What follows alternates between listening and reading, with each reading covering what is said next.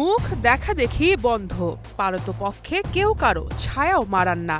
ভারত পাকিস্তানের ক্রিকেটের অবস্থাটা এমনই থাকে পুরো বছর, কিন্তু আইসিসি ইভেন্টে খেলা আয়োজনের সময় হলেই ব্যবসার স্বার্থে আটকে পড়েন চিরপ্রতিদ্বন্দ্বী এই দুই দেশ।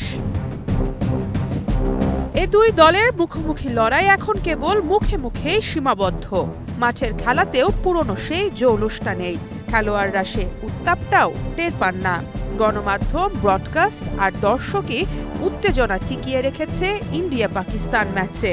যে কোনো টুর্নামেন্টেই দুই দলের ম্যাচের টিকিট 2 ঘন্টাও অনলাইনে থাকে না। স্টেডিয়ামের বাইরে কালোবাজারিতে বিক্রি হয় চড়া দামে, সেটা পৃথিবীর যে প্রান্তেই হোক না কেন।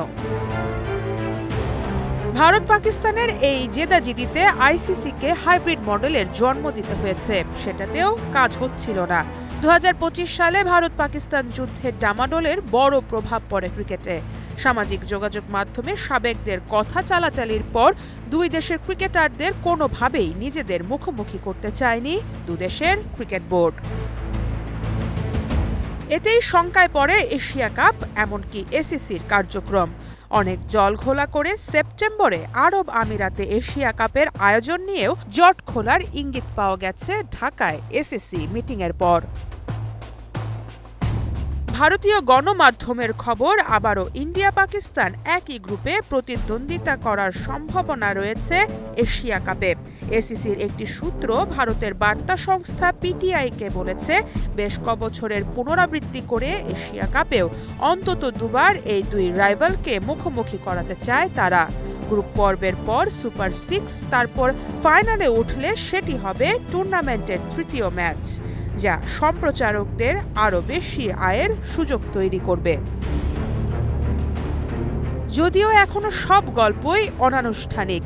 আগামী কয়েকদিনের মধ্যে বিসিসিআইয়ের সহ-সভাপতি রাজীব শুক্লা ও এসিসি সভাপতি মোহসিন নাকভির বৈঠক করার কথা আছে।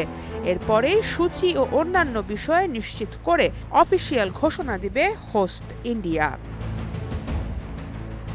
অথচ কদিন আগেই গুঞ্জন ছিল এশিয়া কাপ আয়োজিত হলেও একই গ্রুপে খেলতে চায় না ভারত পাকিস্তান।